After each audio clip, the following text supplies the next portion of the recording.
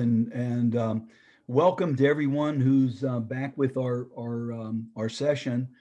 As Tim indicated, this is a seven-part series where we're really focusing in on the challenge of community engagement, primarily thinking about this challenge vis-a-vis rural areas where individuals with developmental disabilities and intellectual disabilities find even greater challenges in connecting and being actual parts of their community.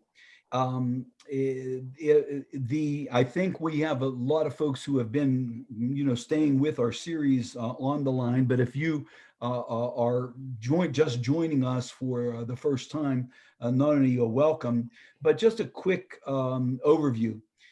We started our series really looking at the phenomena of social isolation and loneliness, and we really dove in to better understand, in a general way, isolation and loneliness, and it really in the throes of this pandemic where we find ourselves, the notion of isolation is something that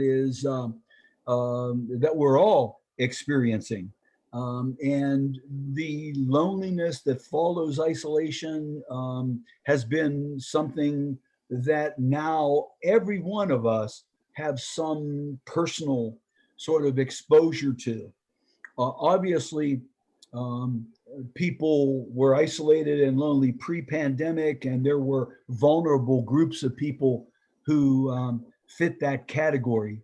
Certainly, people with disabilities, intellectual and developmental disabilities, but elders, seniors in our community, minority groups, any person who sort of perceives themselves as being different has the risk of being isolated and disconnected go up.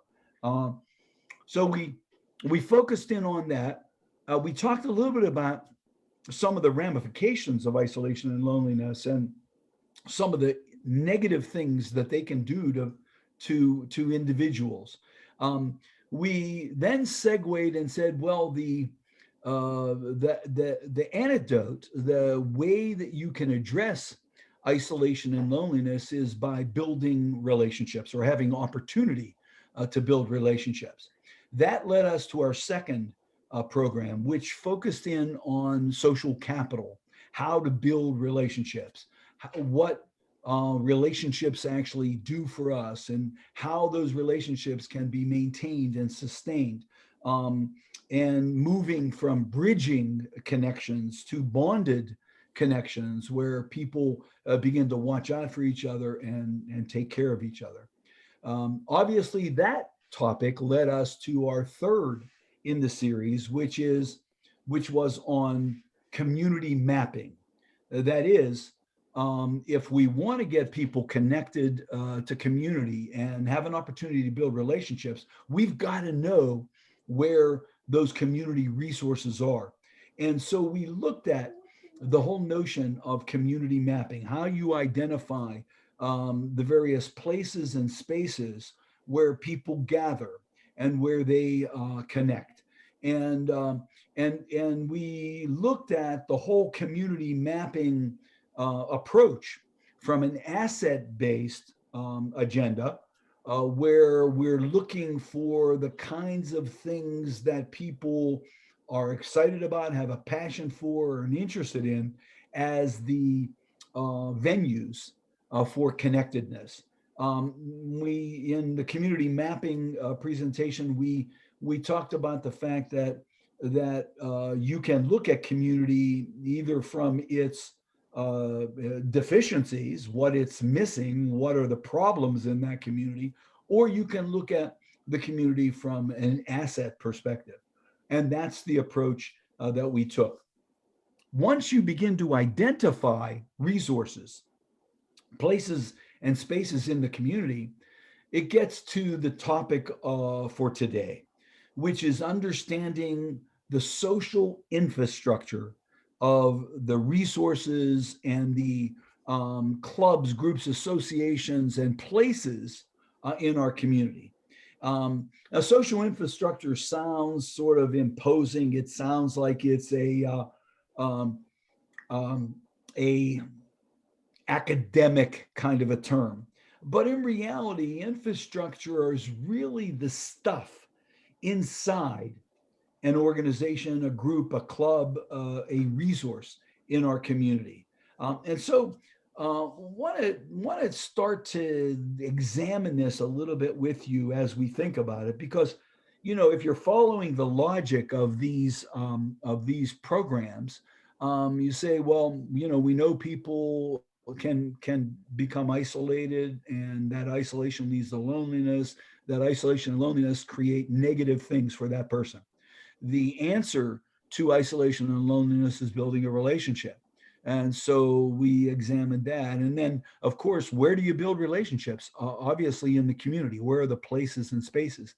And then, once you identify those places, how can we come to know what are the things that make people more accepted and incorporated in that resource pool? Okay.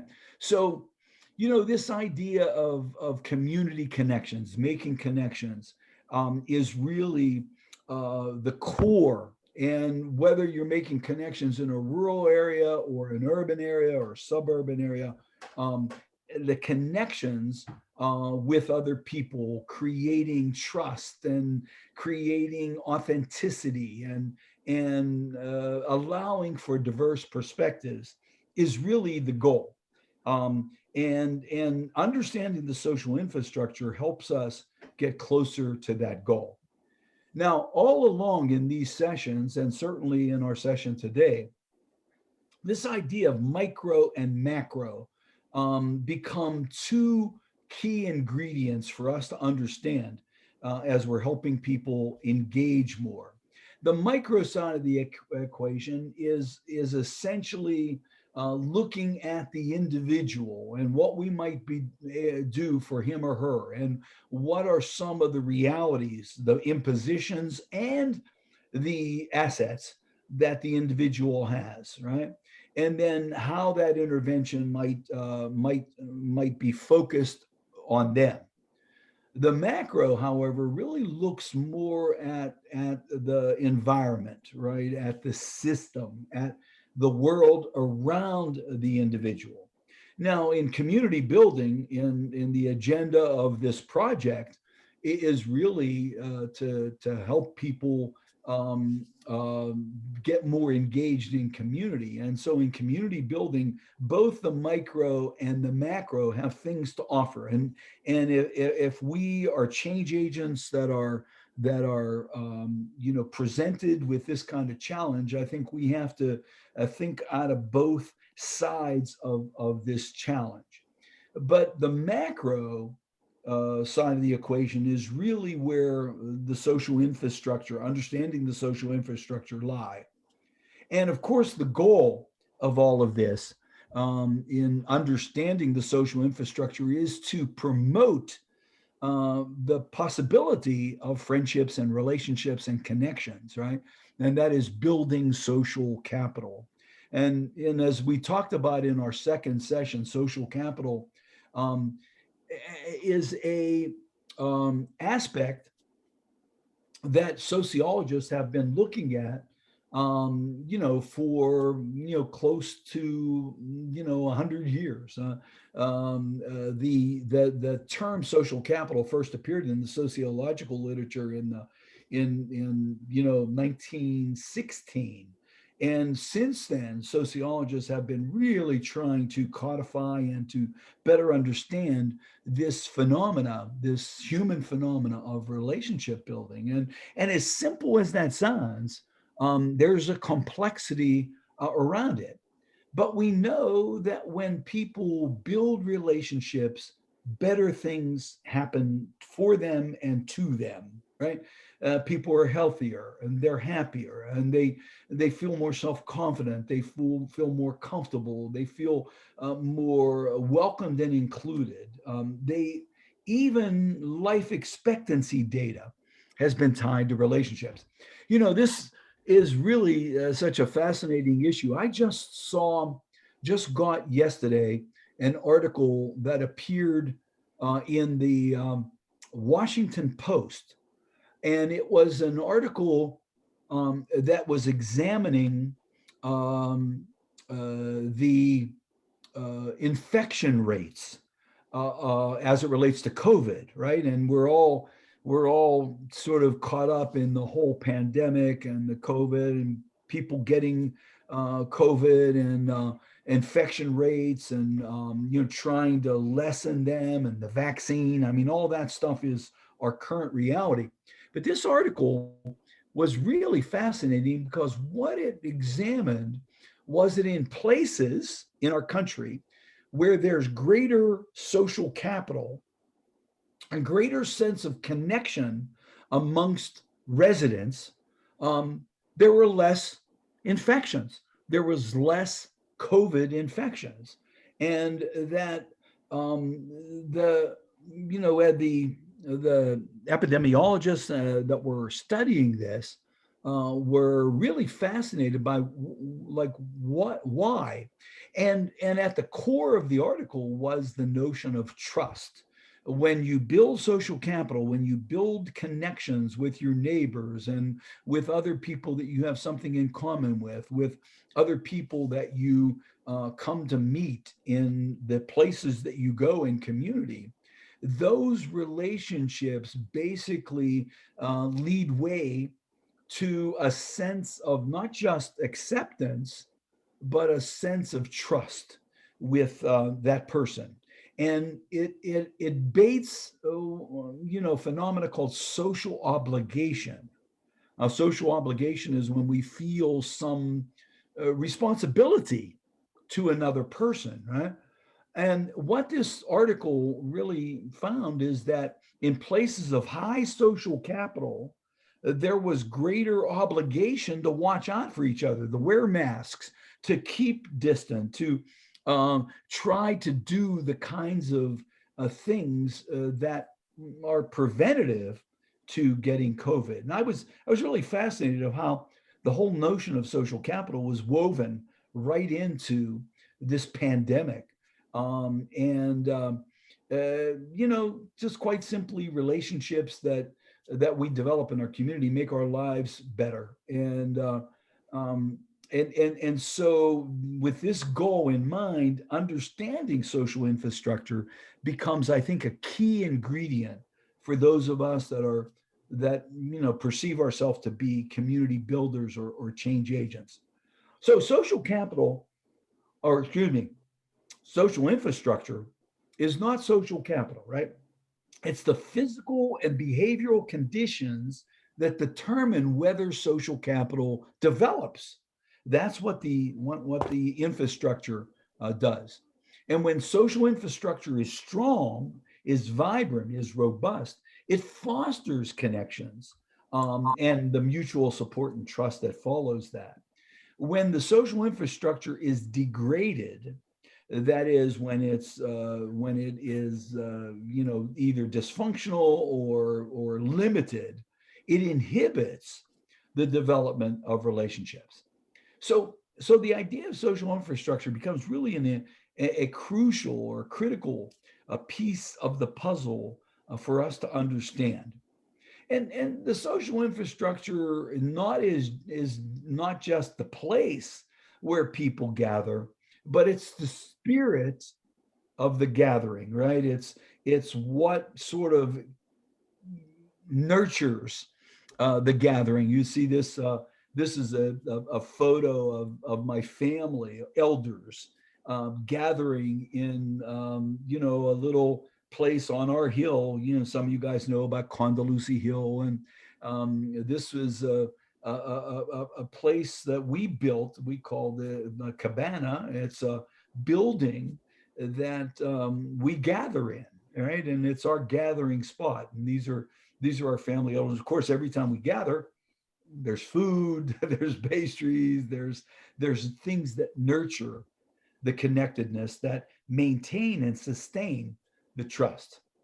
So this this connectedness between, you know, relationships and social connections that make these good things happen, are really critical variables. And it's fundamentally important for us to understand this. So let me just kind of give an overview of social infrastructure. There's actually two sort of pieces to the social infrastructure agenda, right? And community developers understand one side they call technocratic, right? And these are the structural elements of the physicality of community. Now, obviously, things like water and sewage and transit systems and outdoor space and highways. All of that is part of the social infrastructure of a community. Those are the technical sides. The other piece of this is the civic piece, right? And the civic piece is the connectedness between and amongst people. It's much more social. One's physical, the other is social, right? And these two elements are critically important to when we talk about degradation or degradation of the social infrastructure. It can be in in the deterioration of a community, the physical deterioration of that community, in terms of important elements for people to gather. So if you can't get there, if it's not warm, if the water is not viable, if there's not sanitary kinds of elements, then the gathering, it becomes stunted, or the people gathering in that structural place begin to dilute. They begin to not want to go there. That's why infrastructure elements are so important. We hear politicians talking about, addressing the social, or excuse me, the infrastructure of a community, by investing in the physicality of the community. I'll show you some physical things in some photos a little bit further. But what our focus today is going to be much more on the civic side, right? The creation of, or the identification of places and spaces where people that we care about might be able to join in, might be able to be a part of that. And so in social infrastructure, we talked a little bit about this in community mapping.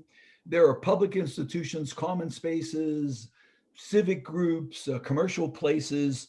All of that is elements of the infrastructure of a community. If something is missing, it limits that particular community. It creates one less possibility for people to gather. Now, John Dewey said that social connections is based on vitality and depth in the intercourse or attachment. Democracy begins at home, and home is the neighborly community, right? And it kind of boils down to our neighborhoods and the places where we live and then subsequently gather. Now, rural communities have greater challenges in some of this, both economically as well as physically, but they also have some other more spirited civic stuff that you sometimes struggle to find in a suburban or in an urban area. So there's pros and cons in this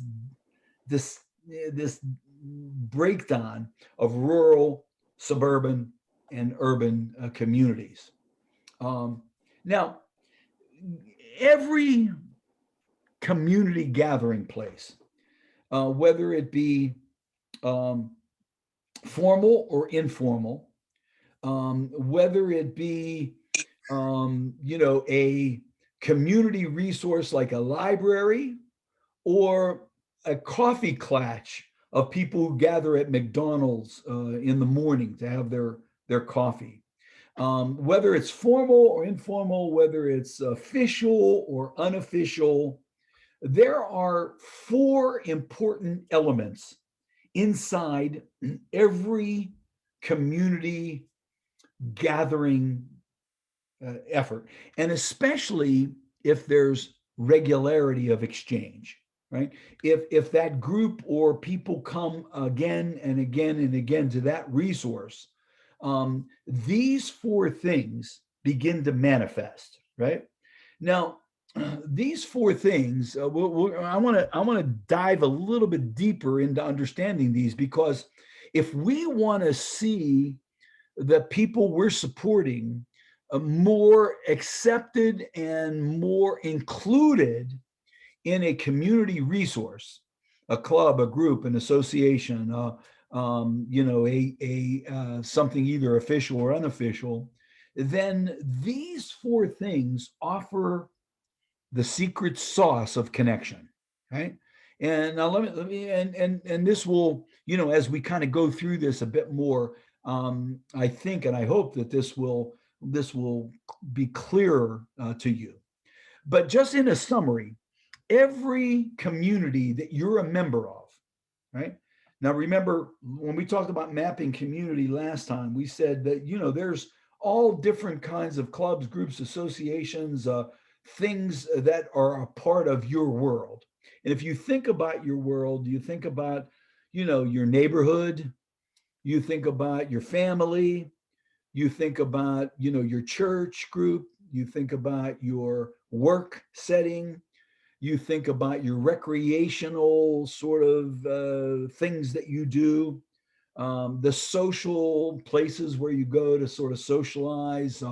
All of those places have these four things manifesting, unfolding, right? Rituals are the predictable, expected behaviors of that group, right? For example, you go into a library, you don't go in with a megaphone, right? And say, hey, everybody, here I am. I mean, libraries are designed, right, to be softer environments from a sense of projection. And a ritual in a library would, if you went into a library and started to raise a ruckus, you're going to get ejected from that library, right? So, understanding the rituals of any targeted group that you have identified for somebody that you're supporting, then that targeted group has rituals. If they gather more than once, if they're gathering weekly, monthly, bi-monthly, some rituals have begun to establish. I mean, even in your own family, you think about your regular, your not your extended family, but your nuclear family. Just think about the rituals that you have with your family, right? Um, that the gatherings, and when you have a holiday or a feast, and who's there, and how things go, what the expected behaviors of people are in that experience. Church is a really good, clear example of rituals, because churches are full of ritualistic behavior that people are expected to buy into, expected to carry out. So when you go into a church for a service, the ritual of entering quiet, you go into the pew, you start to pray, or you reflect whatever you're doing, and then the service starts, maybe bells ring, candles are lit. So all of these rituals have some significance, right, to that group. whatever the reason or rationale, rituals. I'm think about work. When you go into your work setting, the kind of rituals, and you go to the coffee urn, and staff meetings, and other kinds of expectations that you have in that setting. If you follow those expectations, you experience greater success. If you reject those expectations, or if you ignore them, you'll be ejected, or the culture will sort of begin to see you as an obstructionist or as a problem, in terms of your connectedness. I think about this idea of rituals. I think about this from a sense of, I had an experience. This was a number of years ago. I was in Minneapolis to present at a conference, and and so I had some time off that in the evening, and I thought, well, I love baseball. I'm going to go catch a baseball game. The Twins were playing, in town, and so I went. I was by myself. I went to the ball yard, and got a ticket in the cheap seats, and went up and sat down. And I was there before, of course, before the game, and there was, the rituals. People were kind of getting their hot dogs, and they were, finding their seats, and the ushers were taking care of people, and then right before the game started, there was a ritual where a guy came on the PA system, and he said, "Ladies and gentlemen, please stand up to honor America." Right, and so everybody stood up, and he said, "Gentlemen, please take off your hats to honor America." And again, and then the ritual of the national anthem. Right. I mean, that's just kind of a classic thing. But on this particular night, as I was saying, there was a weekday. There weren't all that many people in the bar, especially in the cheap seats where I was. But there were two kids sitting down in front of me that were dressed like they had a grunge kind of look about them, and their hats on sideways, and there was also over to the side in the row where these kids were, just one row back, a couple, tougher looking guys that.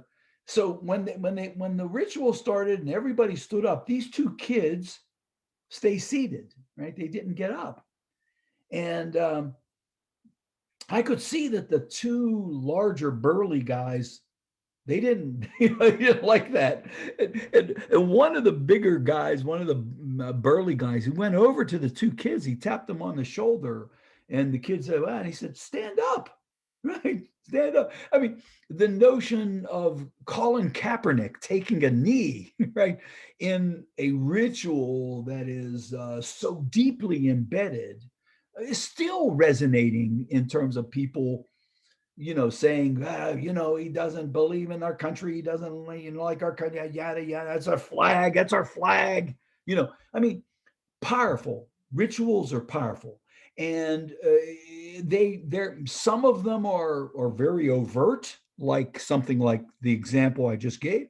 Some of them are a little bit more covert. They're not as prominent, but they exist. Every group, if it meets on a regular basis, has rituals, right? Now, patterns are the social movements of a community, of a group of people. It's how they move, where they sit, they're distancing from each other. Those patterns exist in every community. Now, what actually happens is, as people attempt to engage in a new community, um, they have to make choices about where they sit or where they position themselves, right? And and the human beings are patterned animals. I mean, I bet you, in your work, you have your own, I don't know, desk or spot that you show up to, right? If and if you don't have a space, you almost feel like an orphan, that you don't belong, right? So people look to identify their space. Now, if you take somebody else's space, say you go into your office one day, and instead of going to your desk or bay, or wherever you find that's yours, you go to another person. Say you go to your boss's office, and you decide, I'm going to sit here. I think I'm going to use this office today. The reverberations that are going to follow that, right? So this notion of patterns becomes really important in understanding the infrastructure. Where do people position themselves, right? If I take somebody's seat at a bingo, so I go to a regular church-oriented bingo, every other Wednesday, and I take somebody's lucky seat, woo, there's going to be some reverberations, right? If you take, think about your kids when they come home from school, or when they get into the living room. Where you're going to sit. Where your partner's going to sit, and the kids know where they're going to sit, right? Everybody sort of has already figured out what the patterning is. So every community that we're trying to get people into so they can build social capital have these ingredients that, if we understand them, and if we can coach the persons that we're supporting to not just appreciate them, but to carry them out, they have a greater sense of being successful in that community, right? If you just bowl your way in and say, okay, the hell, we have a right to belong, I mean, the ADA says we have and we're going to just kind of elbow our way in, man, oh man, that's going to result in some reactions, right? It's going to be harder. So figuring out the social infrastructure and the elements of those social infrastructure become a strategy for us in building community. So the patterns are the movements. Jargon are the words that are used.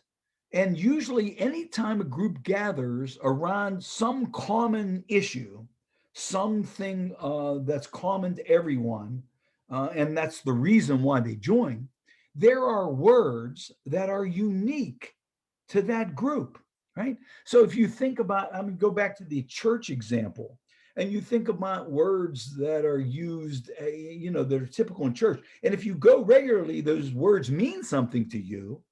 But to someone else who is not regular there, they probably won't understand the words, right? I remember, when I was younger, I was really into running. Once I got out of the army, I became a runner, and this was in the 70s, the early 70s, and I ran 10Ks and marathons, and I joined a running club, right? And this was a group of people who got together and sometimes would run together, sometimes would just talk about running regimens and in trainings for marathons or other things that we might compete in. And so one of my first meetings with this running club, somebody was started talking about fartleks. And I never heard that word before. So I just kind of got quiet. I thought maybe they were talking about farting, while you're running.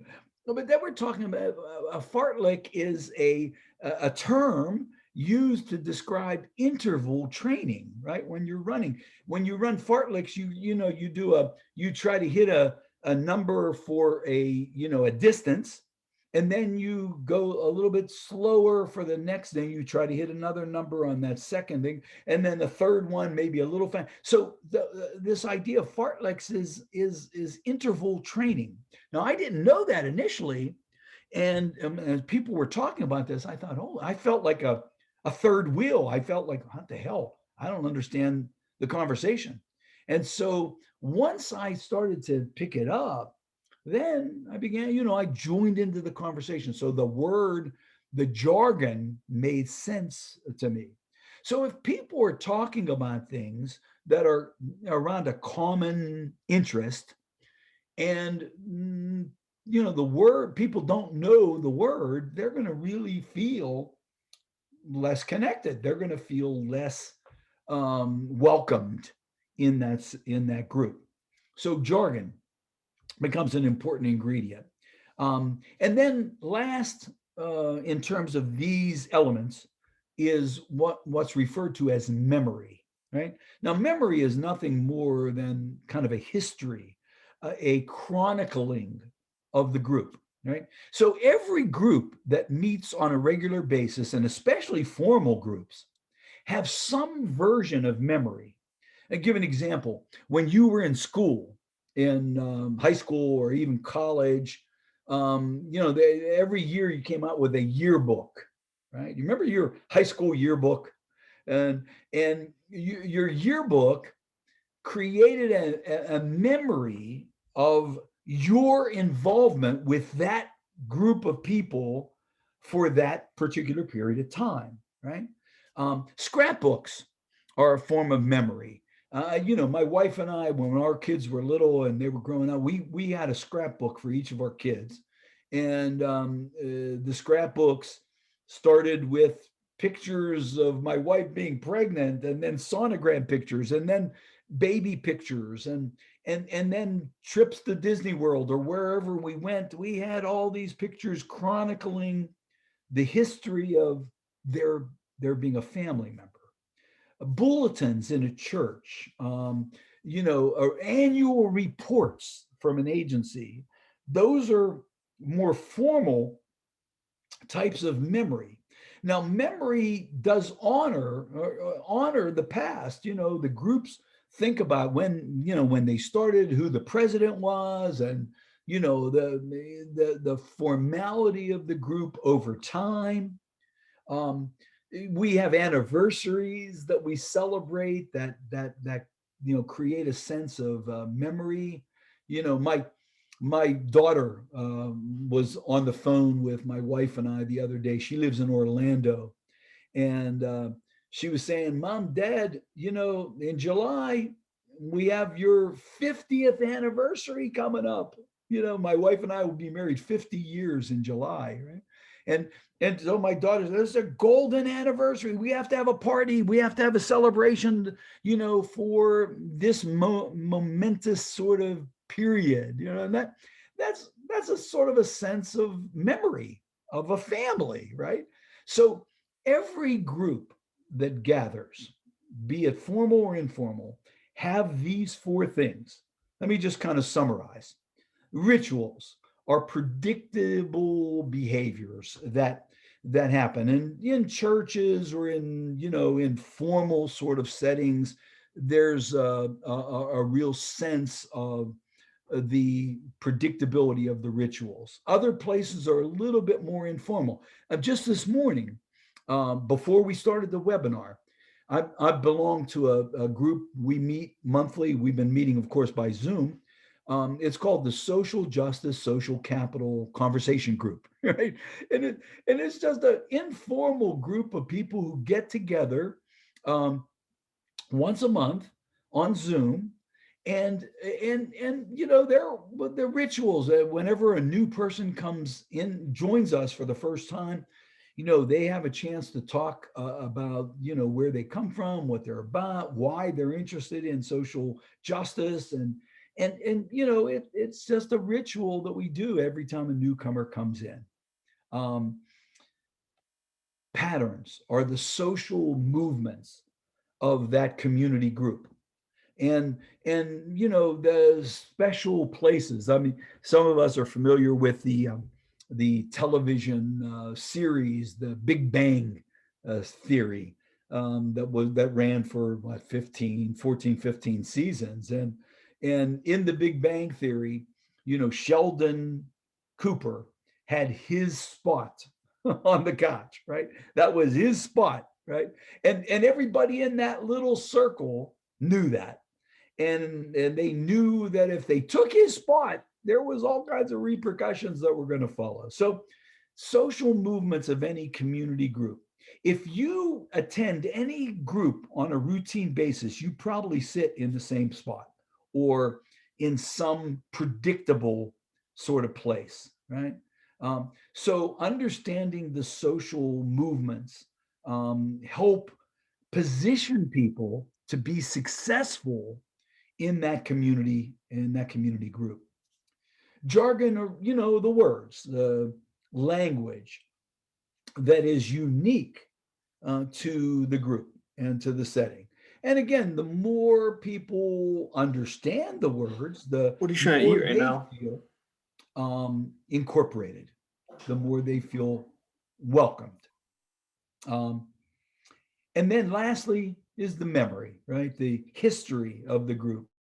And this photo of kids in third grade, and I'm sure somewhere along the line you have some picture in your cupboard, that is similar from your time in the places that you were a member of, right? So these four things, these four ingredients become strategic for us, right, as community builders.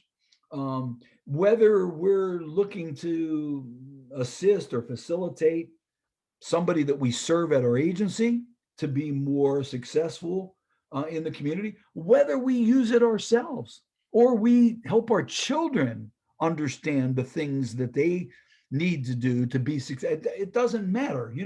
These four ingredients are classic fodder for success in community. I teach a human relations course at the University of Pittsburgh. I've been teaching it for a lot of years. And I teach our students, this is in the School of Health and Rehab Sciences. I teach our students about these four things. And I do it not there. These kids are in this class, not because they're going to become community builders or they're going to become change agents or human service professionals. They're in this because they're going to become hospital administrators or pharmacists or doctors. And what we're really trying to prepare our students for is to be successful in connecting in the various places of their lives, right? So this information is not just a strategy for disability, although it certainly can be, and that's how I'm presenting it for you today. But it is a generic strategy for life success for any of us, right? Now, one of the things about social infrastructure that often is in the literature is the idea of neighbors, right? Neighborliness. Um, I'm going to, in one of our upcoming sessions, introduce you to a tool to measure engagement. It's called the Social Capital Benchmarking Survey. And it's a tool developed at Harvard to try to measure how engaged are people in their communities, right? Where do they go? Who do they go with? How often do they go? Who do they know when they get there? Those kinds of things are sort of discerned in this in this benchmarking survey. But one of the things that the survey focuses on is neighbors, right? Do you know your neighbors? Have you ever been in your neighbor's home? Do you know their name? Do they know your name?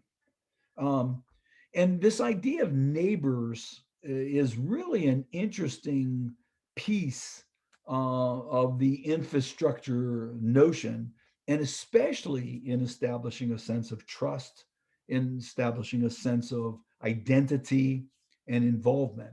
So, friends, neighbors constitute your social capital network, right? Friends are becoming, studies are showing that are, in this last paragraph, studies are showing that Americans are spending a bit more time with their friends and a bit less time with their neighbors. I know that when I've done workshops on community engagement, and I've had the participants take the social capital benchmarking survey, take it themselves, actually fill it out for themselves.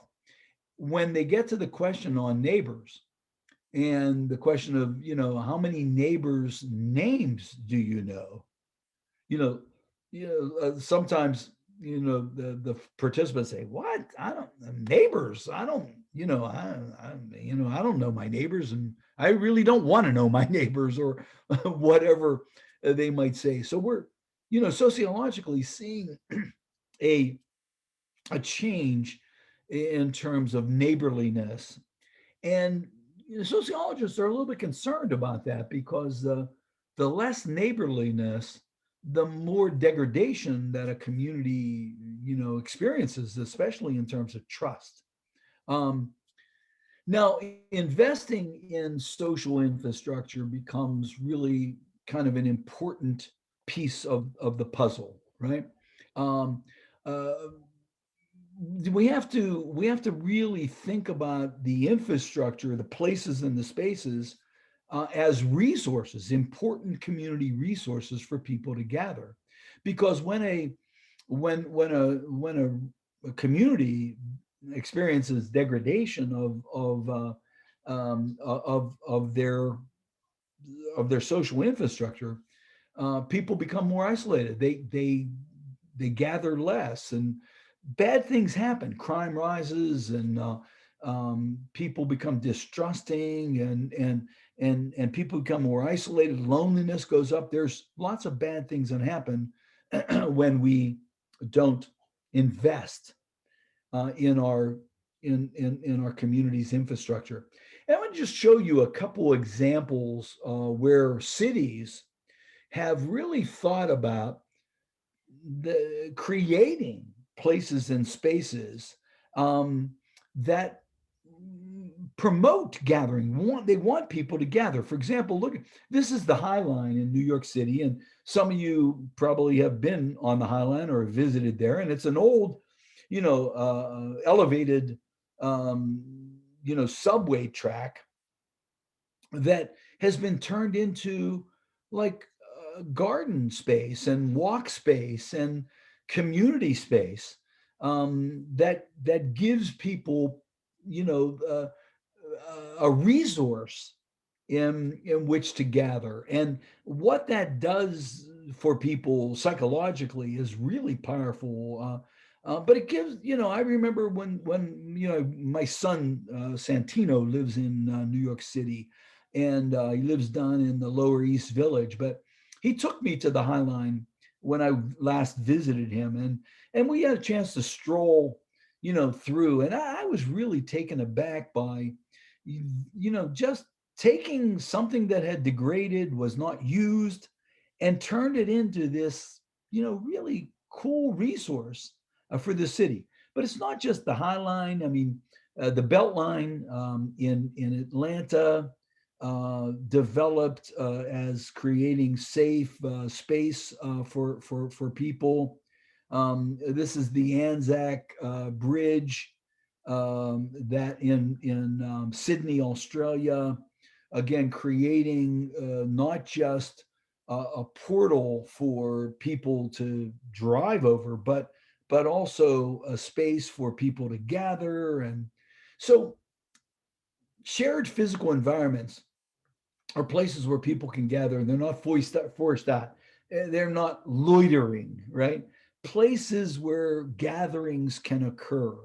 And then when people gather, and especially when they gather regularly, um, relationships begin to establish. And so when you think about shared physical environments, we talked a little bit in the community mapping session last time we met. But these are examples of places where people are welcomed to come, where they can, they're that they don't have to kind of move on, or buy something, but literally create the space for folks to engage. Right? Um, so we talked the last time about community mapping, where we identified a whole variety of potential places. Once we identify those places, we can begin to examine the social elements, right? The rituals, the patterns, the jargon, the memory.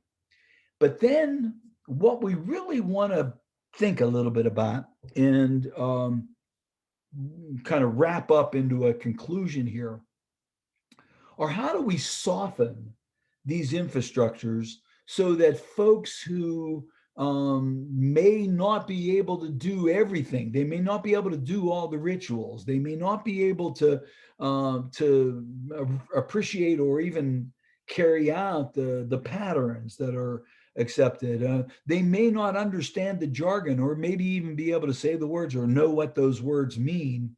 Um, um, uh, they may not appreciate the memory of the group. How do we soften a community resource so that men and women and children with disabilities, and especially intellectual disabilities and developmental disabilities, um, are welcomed? That have a place there, that they're that they're accepted, right? So here's just a couple things that soften an infrastructure. The very first thing is regularity, right? When people regularly engage somewhere, when they show up on a regular basis, um, there's a humanization process that begins there. I mean, initially people might be distant, but as they as they see the person again and again and again, that there's a softening that happens. They they become less. Their blinders begin to sort of be taken off, right? Um, Similarity. The more similarity that can be experienced, the more people see the humanity of the person that may be different from them, the softer they get, right? Well, she likes the same thing I like, or her sister, did X, Y, Z, so do mine, and that kind of similarity of experience, that softens. Active participation softens. And what we mean by that is, when you join a club or a group, if you participate more, if you take on, more responsibility, or if I mean, just showing up is, I mean, Woody Allen said 80% of success is just showing up. Uh, but when you show up, if you actually show up and do something, you become active, or a little, you get involved, you join a committee, you commit more of yourself to the group, that softens the group to you, right? And then respect for the culture. This gets back to the rituals and the patterns, and the memory of the group. The more you respect the culture, the easier it is to be absorbed by that culture, by that community. Um, so respecting the culture, these are all strategies for softening a a targeted resource where you're supporting someone. They like, they like gardening. You identify the Buell Gardening Club that meets at the Buell Mansion every Tuesday afternoon, right? So now you want to take a look at the Buell Gardening Club and say, what are the rituals and pattern and jargon and memory of that group, right? That's just an analysis you do as the community builder, right? And then you coach the person that you're gonna bring to the Buell Gardening Club by coaching them around what the rituals are and what the expectations will be and where people position themselves when they first arrive and and then what's the history of the group and who's in charge, who's the president, and beginning to then say, once you get there, get involved. Maybe you can be a part of, the group that waters the tomatoes or what, I mean, just to begin to participate, right? And the regularity and the participation begins to soften that community to be more accepting of the person who is just joining, respecting their culture. But the last ingredient on this slide is the most important ingredient in understanding infrastructure and softening infrastructure, and that is aligning with a gatekeeper. Right now, this idea of gatekeeping is I think the most important ingredient, because the gatekeeper is someone already in that community, right? They're someone who's already a member of the Buell Garden Club or of the Runners Club, the Three Rivers Running Group that I was a member of. So the gatekeepers indigenous, they're already there. They're already a member. They know the rituals. They know the patterns. They have regularity with the group. They're already there. Now, if we can identify the gatekeeper in a community group, and we can get the person we're supporting connected with the gatekeeper, introduced to the gatekeeper, and then ask the gatekeeper if he or she will do the introductions of the newcomer, the person we're supporting, the person that we want to see get accepted into that community. The gatekeeper, just their connection with the person, creates a phenomena called value juxtaposition. Now, value juxtaposition is a big word. All that means is if somebody who's already respected is connected with or juxtaposed with somebody who is new, that person's value rises. It doesn't rise as high as the gatekeeper, but it rises enough for other people who, like the gatekeeper, sees the gatekeeper with the person that you're bringing to the Buell Club. um, then it signals, it's a subtle signal of, well, Gee and Joan, is with Carol, and Joan seems to like Carol. Carol looks different. We've never seen her, but she's with Joan, and we like Joan. So Carol must not be that bad. It's called social influence theory, right? It's how people get in a new place. The gatekeeper softens the intersection of the newcomer in the setting, right? I mean, just think about when you joined your agency for the first time. Um, you went through your interview and you got hired.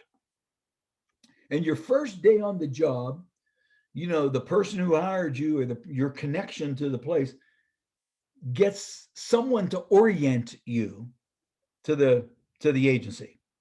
And the person who's orienting you is your gatekeeper. That's somebody who already works there. They know where the gloves are. They know where the paper is. They know where the coffee urn is. They know the rituals, when, where the staff meetings are and when the staff meeting and where people sit in the staff meetings, right? They know all that stuff.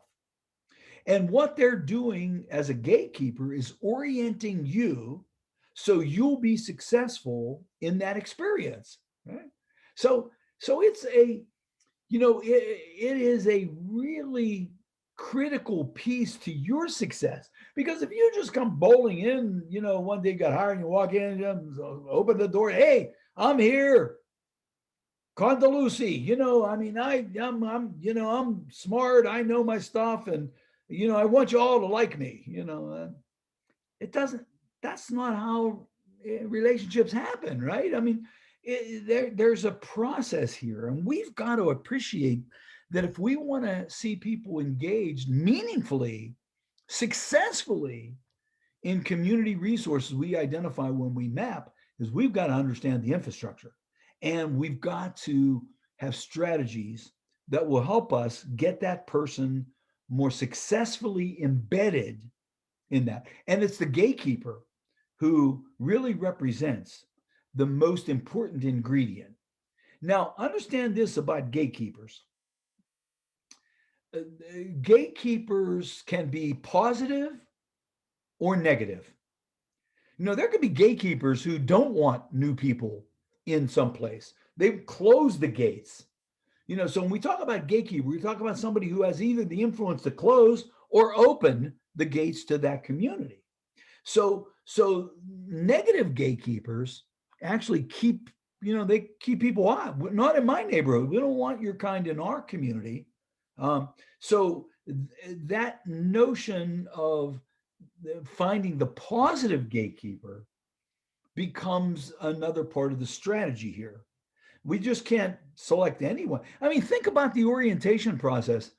Your boss who hired you, they made a choice about who was going to orient you.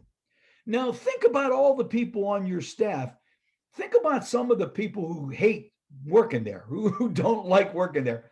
If they would orient you, they might do the orientation, like take you around and say, oh man, this place sucks. It's really bad. I mean, the boss is an idiot, and this is bad and that is bad. They don't pay us very much money, and my God, we have to work these crazy hours. And I mean, you don't want somebody orienting a new staff member who thinks like that, right? And so the negative gatekeeper, is down on, something. The positive gatekeeper is up on something, right? So in thinking about, who do we try to align the persons we're supporting with, the gatekeeper has to, we've got to consider that and figure that out. So let me show you some things we know about identifying potential positive gatekeepers, right? Now, if you observe a group, if you're sitting on the outside observing a group and you look for somebody who shows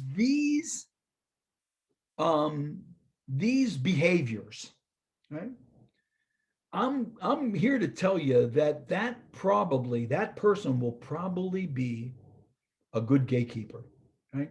Somebody who's talkative, who's outgoing, who seems popular, expressive in terms of they're kind of entertaining, they're sociable, people like them, they're spontaneous, they seem to really have people's trust, they're charming, right? These variables have been found to be associated with, and get this, right brain thinkers, right? Right now, we know neurologically that we have four parts to our brain, right? We have the frontal lobe, that's where all the executive thinking, that's the most newly developed part of our brain.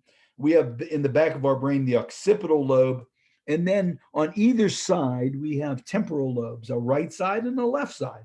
And neurologically, we're beginning to discover that the left brain does some sets of things and the right brain does other sets of things. And the right brain tends to be more intuitive and more magical. And these kinds of behaviors are oftentimes associated with right brain kinds of uh, dominant people. Now, left brain also has, left brain is much more calculated, much more focused on linear kinds of things, and it follows algorithms a little bit more. It's much more um, parceled and structured, and so when we're observing a community to try to find a gatekeeper, just to try to identify somebody, because you can't be a gatekeeper for somebody into a group that you're not a member of. You're an outsider. I couldn't show up at the camera club when we got my cousin involved and walk into my cousin who had Down syndrome, walk into this camera club and say, "Hey, camera club members, Dr. Condeluci here, and I'm sociologist. I've studied all this stuff, and this is my cousin Carrie, and she has Down syndrome. And won't you be her neighbor? Won't you like her? Won't you get close to her? Won't you accept her?" I can't. I don't have that kind of authority with that because I'm an outsider too, right? So identifying somebody inside the camera club was my strategy. And then approaching that person to see if they would be willing to introduce my cousin when I brought her over there. I couldn't introduce her because I have no authority. Finding somebody who does became the strategy. Right? Now, the notion here is that um, this is observational, right? You can't do a test, a right brain, left brain test on people to determine who might be a better gatekeeper. But these observable behaviors give you at least some clue who you might approach to try to set the table for introductions, right? So enlisting a gatekeeper is probably the most dynamic way we can soften the infrastructure of a community group to be more accepting and more hospitable to somebody who's been, on the outside, who has never been a member or a part of that group. Right? So this value juxtaposition, this sort of the person who's already valued is juxtaposed with my cousin Carrie, uh, begins to raise my cousin Carrie's value. It doesn't make my cousin Carrie totally as valuable as the gatekeeper, but it at least invites other members of the group to not see her, as a detriment to the group.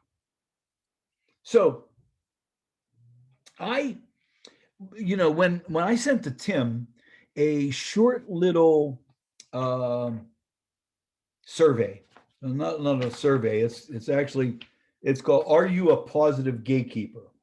Right? I sent Tim and I asked him to forward this kind of information. When you get a chance, I'd like you to take. We're not going to do it now, obviously, because we're just about. I want to leave some time for conversation about this. But when you get a chance, I'd like you to do this little survey on yourself, and think about, as you're answering the questions, answer them, as honestly and as spontaneously as you can. Don't overthink them. But then at the end, I really would like you to digest this notion of, of this gatekeeper strategy, because from an infrastructure point of view, it really becomes, I think, the most malleable strategy in softening a community group. So let me just kind of um, where you are shapes who you will be.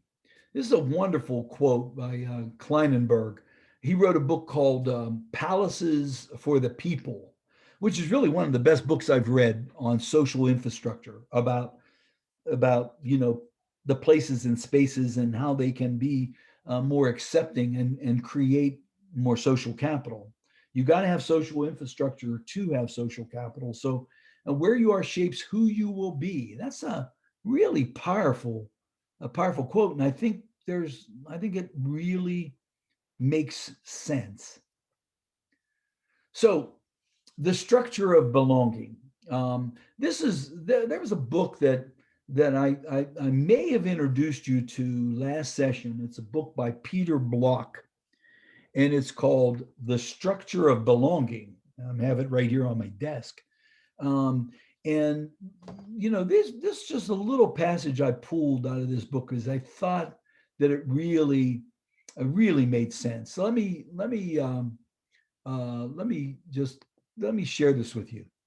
The need to create a structure of belonging grows out of the isolated nature of our lives, our institutions, and our communities. The absence of belonging is so widespread that we might say we are living in an age of isolation. The pandemic has certainly added to that. Ironically, we talk today of how small our world has become. The cost of our detachment and disconnection is not only our isolation, our loneliness, but also that there are too many people in our communities whose gifts remain on the margin. This certainly summarizes the folks we support, right? Filling the need for belonging is not just a personal struggle for connection, but also a community problem. Community offers the promise of belonging and calls for us to acknowledge our interdependence. To belong is to act as an investor, an owner, and creator of this place. To be welcomed, even if we are strangers, as if we came to the right place and are affirmed for that choice. This is some reflections from Peter Block, but it clearly is a powerful notion about belonging. And so let me finish with, as I always do, um, some information on contacting with me or connecting with me. Um, and we're going to get into a Q&A now about infrastructure. But if we don't cover or we don't get to a question you have, please feel free to reach out to me. I'll be happy to engage with you a little bit more, share resources if that might be helpful with you and to you. So I'm going to stop sharing. We're going to kind of go back, if we can, to our Q&A. Um, I believe Tim is going to be monitoring the chat room. We're going to try to see if there's some questions you have. I know that we're digging a little deeper here. We're getting, into meat and potatoes kinds of stuff. And I don't want it to be too academic. I want this to be more practical, more useful to us as we think about how do we get, people into meaningful experiences. And so let me just conclude kind of the formal remarks, and we have now a good 35 minutes or so to engage in conversation about this, if you would like. So I don't want to force people into conversation, but certainly, as we talk about this, if some of this is either new or maybe outside of the typical things that you have thought about or have done, I would love to have the opportunity to kind of describe or explain things a bit more. So Tim, let me pass it over to you. Get into the chat room if there's anything there, and we can go from there in terms of our Q&A. I think I just wanted to start. I thought that, the gatekeeper topic was super fascinating because we think about gatekeepers in our own lives and how powerful they can be in a workplace setting, in a social setting. Even just how you're introduced to other people is how, is through a gatekeeper. That's right. And I think it becomes absolutely and maybe even infinitely more powerful when working with folks with intellectual and developmental disabilities, Mhm. because obviously, there is sort of, at least the way society structures it, for right or for wrong, but at least the way society structures it, sort of a superiority kind of complex, okay, which maybe isn't right, but that's just so there's even that much more power integrating folks with intellectual and developmental disabilities into some of the same segments of society that folks that don't have that stuff are integrated into. And, you think, sometimes again in our own lives, maybe a gatekeeper could really be uplifting for us and very positive.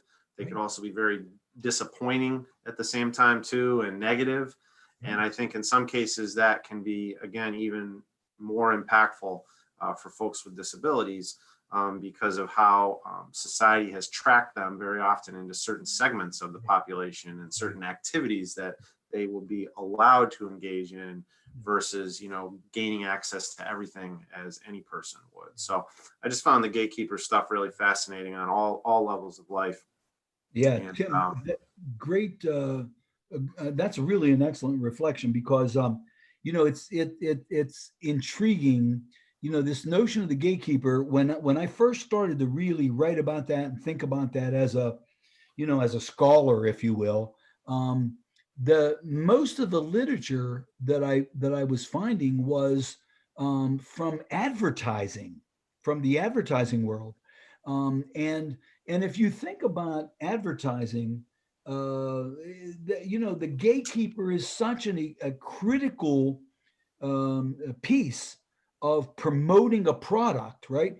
So a new product is being introduced to community, and the advertisers really recognize that if they can identify a gatekeeper, you know, Matthew McConaughey to drive a you know, Cadillac or Lincoln, and and the notion is that if, you know, you see Matthew McConaughey and you say, gee, I really, he's a great actor. I really like him. You know, you all right, all right, all right, or whatever you might think about somebody like Matthew McConaughey, it sort of elevates the value of your opinion of Matthew McConaughey with the product, right? So advertiser, you know, I mentioned my son Santino in New York. He works for an advertising agency up on Madison Avenue, right? And I, when he was a kid, he used to, you know, come with me on presentations I would do, and when he got into graduate, you know, graduate school, and he started to get introduced to, you know, marketing principles and advertising principles, he came, you know, came home from the holidays. Dad, he said, they're talking about exactly what you talk about, you know, in disability stuff, that this idea of having kind of like a spokesperson or somebody who endorses the product. And it doesn't even have to be someone who is, you know, terribly, you know, impressive or is, you know, respected by the culture. It doesn't have to be a highfalutin person. It just has to be somebody who the community respects or likes, and it just somebody who's steady or somebody who's always there, and somebody they know they could count on. If that person is with my cousin Carrie in that club's or that group's activity, that presence, that juxtaposition elevates Carrie's value. So it's really, I believe, Tim, not just a linchpin construct, but I think it's something that's a life construct for almost any one of us have had gatekeepers, or we've been gatekeepers, and so it really does. It is a you know, a element that can soften and create much easier and smoother interconnection into a community. Other thoughts on the gatekeeper? Anybody else want to weigh in? Yeah, Al, this is Dan. I Hey, just want Dan. to say, yeah, we do all this training on person-centered planning. And we tell our staff, we say, well, we got to get people involved in the community. And we give them all these anecdotal examples about, one of the famous ones is, oh, you know, this guy really loved it. He went to the firehouse and he this, that, and the other thing. And we don't unpeel a strategy for them to do this. Okay. So, well, my brother goes to this firehouse and he hangs out with the guys at the firehouse. Of course, my brother-in-law takes him. And my brother-in-law, in the culture of the firehouse, there's two types of guys. There's the young guys who fight the fires, and then there are the old hands who are kind of the who run the firehouse and who taught them all how to fight fires. and they have the social capital, as you say. Right. And so when, I mean, I would best describe my family member as he's amusing in how bizarre he is. He speaks, his syntax of his speech is confused, and he talks about all these non sequiturs. So in the right context, people think he's odd and kind of quirky. But in the wrong context, they're like, what the heck is this guy about? So, I mean, I think you kind of unpeeled this idea of there's a mechanism, there's a strategy for these things. And unfortunately, what we do is we explain person-centered planning, we explain the goals, but we don't really connect the dots for people, nor do we recognize some of the inherent problems. Like, for instance, at our agency, the bulk of the staff who do the line work are Haitian immigrants. Okay, they don't hang out at the firehouse in the same communities where these residences are, and they're ethnically different from the people. So they need a different strategy if they're going to support people. And in some cases, maybe it's someone else comes in or something. But I think what's useful is really thinking about there's a certain amount of power sharing involved in these kinds of relationships. When the person who's the gatekeeper is a person who's already accepted, already has value in the community, they introduce people, then there's the expectation that the person's accepted. You know, we bring people in the community, and very often they're the people who kind of like end up in the corner, and people, it's a kind of token inclusion. You know, people, the people including them will say like, well, we really should include people, but there's no kind of way to do that, but I think also your comments are very thoughtful that you live in a place like, I've been to the High Line, I've been to New York City and stuff like that, and like when you go to New York City, and two of my children live in the city, and they both live in the Bronx, and there's a lot of people, but there's not necessarily a lot of connection. There's tons of people on the street, but they're all anonymous. And in some ways, the opportunities in some ways to connect in rural communities are just as great to connect, because it has to do with the quality of the interaction and how that unfolds, and how these social networks are, they find ways to be welcoming. Now, my wife is very involved in, say, in a garden, kind of a community garden. And that would be a great way to include some people in a community garden. The only thing is the group has to modify it in ways, because even as someone who would, be tangentially involved with them, to me, the social relationships were way too complicated. I just wonder about our people, like absent someone, really contriving a role for people and really being thoughtful. They're not going to sit around and talk about, our people aren't going to talk about the Latin names of some weeds or something, so they can't really engage on that level. But there are ways, so sometimes a group has to be modified, but there has to be enough influence in the group to have a motivator for that. Yeah. Well, Dan, you've said 3 or 4 really, really important things. That the notion about the flexing of the culture to welcome everyone. So a conversation that might be about Latin names of plants, where someone who really, from an intellectual point of view, is just not able to engage in that, is left behind, right? So with the flexing of the group, where the group basically begins to not only bring the person into the process, but literally changes some of how they do things in order to accept someone. Let me give this example of this is called cultural flexibility, is the kind of the academic term to describe exactly what you were talking about. And cultural flexibility is when a culture or a community begins to make changes in their rituals and in their patterns in order to welcome someone who who did not fit in the old way. Let me give this example.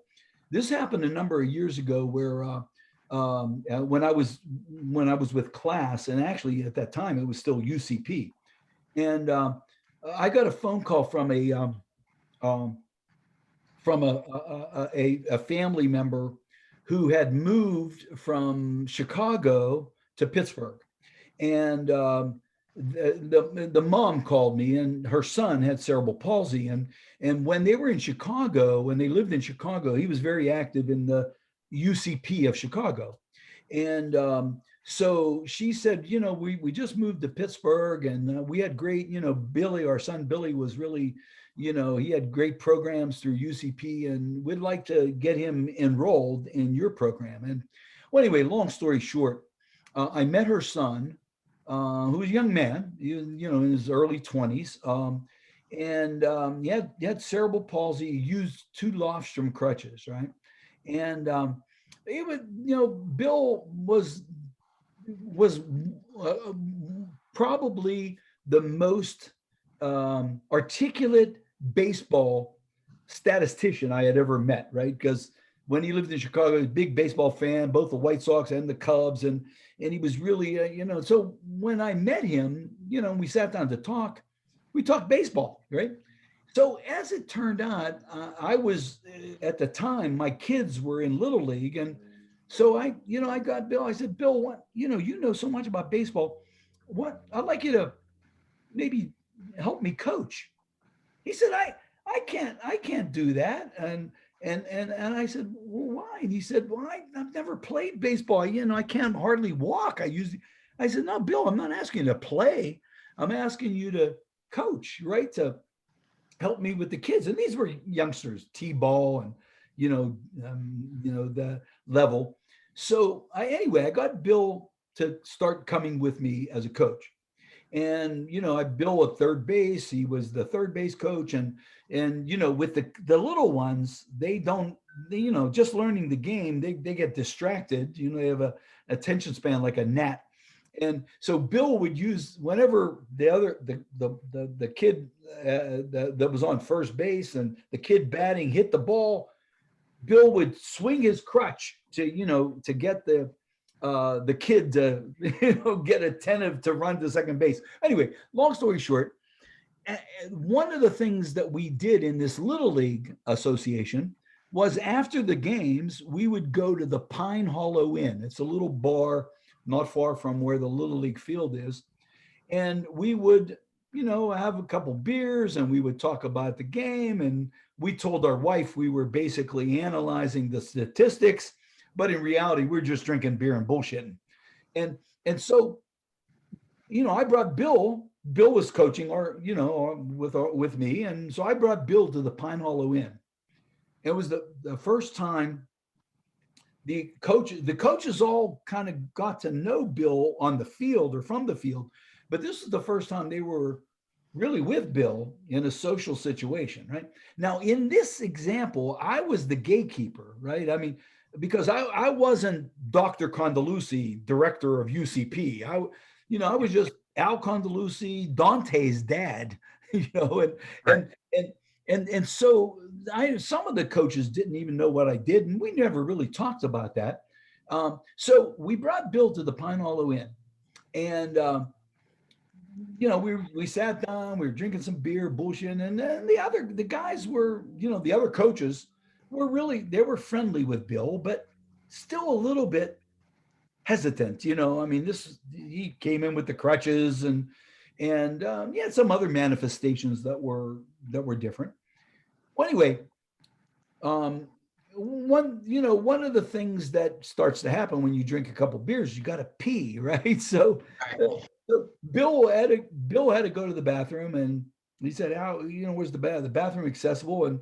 And I said, "Well, let's go." I didn't even realize, I hadn't even looked at the bathroom. So we go to the bathroom, and I open up the door, and the door is really heavy. It's like, I had to really pull it hard to get the damn door open. Bill could have never gotten that door open by himself, because he just didn't have the dexterity and positioning, because of he had leaning into his Lofstern crutches. So I opened up the door and we went in to pee. Bill went to the bathroom, and I said, I'll hang here, and when you're done, I'll help open the door to get you out. So we opened the door. We come out. We're sitting back at the table having a couple more beers. Well, wouldn't you know it, he had to pee again, and so I said, he said, "How can you help me in the bathroom?" And one of the other coaches that was sitting there, who, would just was a little league coach, he said, "What's the problem? Why do you have to go with him?" And I said, "Well, that damn door is so hard to open. Bill just can't open it himself." And so this other coach said, "Well, damn it." He said, "I'm going to go talk to Corky Nolan, who owns the bar, who we know." He said, "I'm going to go talk to Corky and see if we can get that door fixed so Bill doesn't have to ask you when he has to pee." Right. And so, this other coach goes to the bar. Corky is bartending. He said, "Cork, I want to talk to you about something." And Corky said, "Yeah, what's that?" He said, "That bathroom door, one of our coaches can't get into the goddamn bathroom because the door is so heavy." And Corky said, what do you want me to do?" And he said, we want you to change the hydraulic so that so he doesn't have to ask somebody to go pee. So Corky said, "Oh man," he said, that's going to be too costly." And so this coach, this other coach, in this conversation with Corky said, "Hey, Cork, there's other bars we could go to where the bathrooms are a little bit more accessible. And we can easily go there." The next time we went, that bathroom door was changed, right? The hydraulic would change. Now, this other coach who was arguing, for accessibility, this would have been something he never ever would have thought about. But because of Bill's presence with us, and Bill was one of the coaches, and he couldn't get into that bathroom, this other coach took it on himself to flex, to make flexible the social infrastructure of the Pine Hollow Inn, right? So the notion of a community flexing is so that they showed that we wanted Bill to be a part of our group, and so, I don't know I just think the more people kind of begin to get involved, then maybe they will never really be totally involved in the elements of the community. But the cultures can flex. They can soften by the presence of somebody who is really perceived to be, important, or that the community is really interested in. So I think this idea of community flexibility, we really don't know where it will go until we actually begin to get more people invested in things. And it's not gonna make the world totally change, but for Bill, this was a signal that he was one of us. That another coach went to bat for him to make him feel more comfortable, more like a coach, more just like as important as anybody else. Yeah. So Al, your story makes me think of a few different things, I guess. Yeah. So you're the gatekeeper in that situation. Yes. And then the other coach kind of steps up and help kind of create some more acceptance. Correct. So is there a way that, or something we do to prep society at large to make accepting of being more comfortable having an open gate? Dave, some of your point was breaking up, and I didn't get all of it. I don't know, can you restate that again? Yeah. The signal was a little bit off. Sure. So my thought is that he's become accepting of of the situation or more open, is there a way to prep the community at large to make them more accept Yeah. gate or Well, Dave, No. that's really an interesting question that you raise, because that really says, how do we soften the infrastructure? Is it something that we petition for in the front, or is it something that more naturally happens in the experience? And I think we could do either of those two strategies. You can do some things up front, no question about it. But one of the things that I, at least in my own experience, that when you do something up front, it it sort of makes the adjustment a little bit more mechanical, and well, we're doing this for Bill, and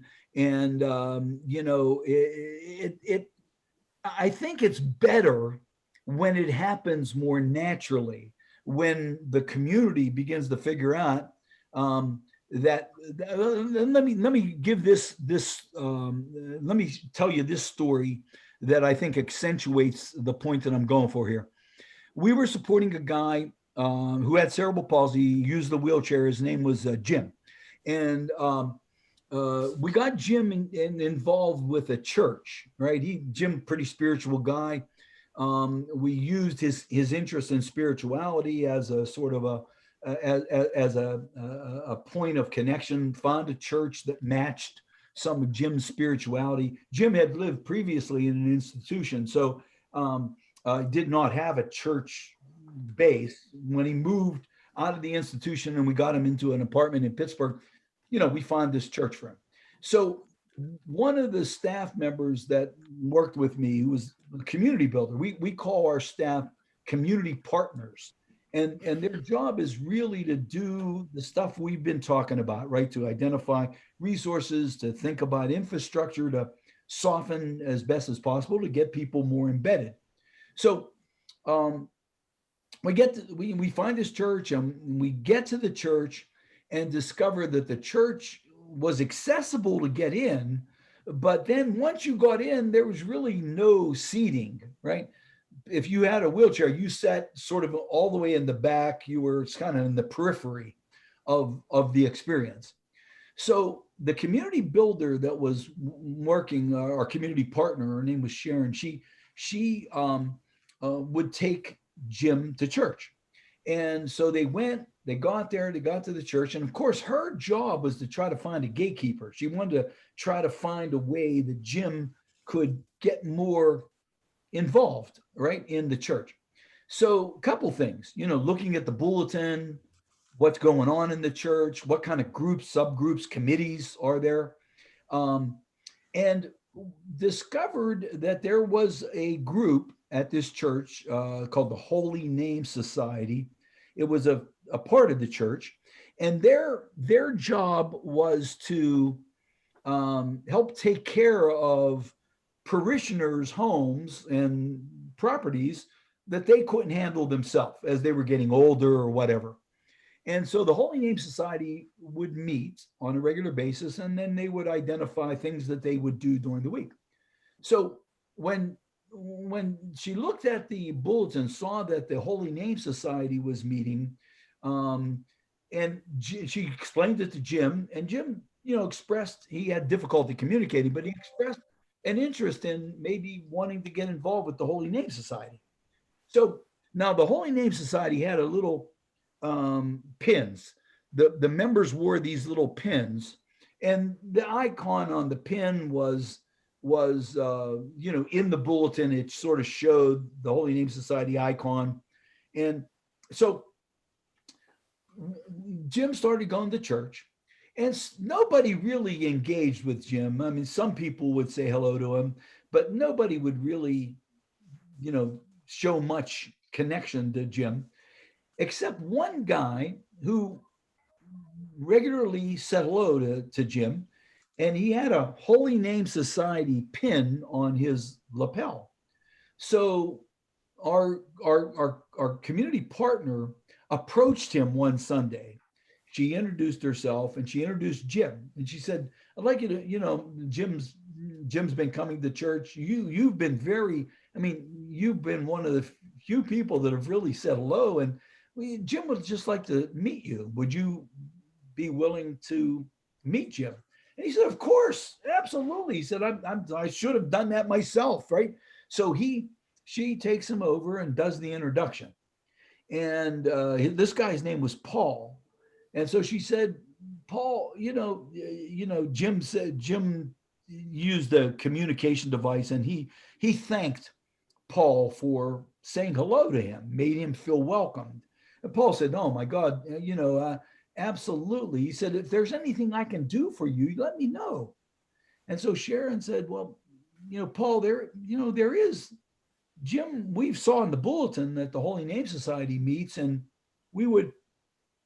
Jim expressed an interest. He said, "Absolutely." He said, if Jim, he said to Jim, "If you want to be a part of the Holy Name Society, we're always looking for, new members. So, we meet on Tuesday here at the church, and, please feel free to join us."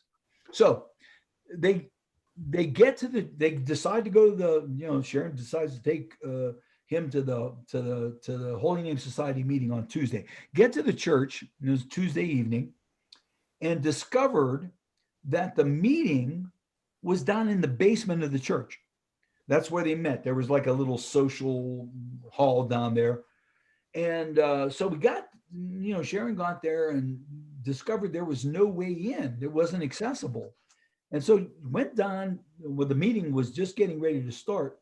And she goes down and sees Paul, right? And Paul, she goes over to him and says, "We're here. Jim's here." And Paul said, "Well, where is he?" He says, "Well, he's upstairs. We're upstairs in the church. How do you get in? Can we get in?" And Paul goes, "Oh my God. I just totally never thought of that." So Paul recruits a couple guys. They go up and they carry Jim down to the basement. They carry the wheelchair. Two guys in the front, two guys in the back. It wasn't a motorized chair. It was a manual chair. They get down into the meeting. Guess what the first item was on the agenda of that group that night? The first item of business: "We can't meet here anymore, guys. We have a new member. We've got, he couldn't get down. We had to help him down. So we're going to meet up in the church the next time." So literally that flexibility happened not from a previous discussion with the members of the Holy Name Society about ADA and accessibility. And it happened more around the group reflecting, "Holy moly, we got a new member. He can't get in. We've got to find a new place to meet." So I think that kind of change is much more meaningful than petitioning ahead of time and saying, "Hey guys, disability, advocacy and disability accessibility means we got to be accessible." We just let it, unfold.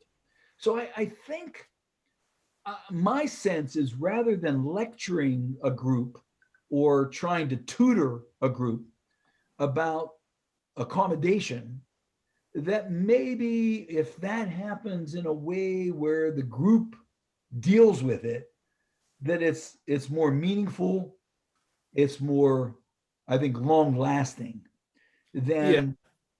So that was the long-winded answer, Dave, to your point about, do you do it ahead of time, accommodations, or you do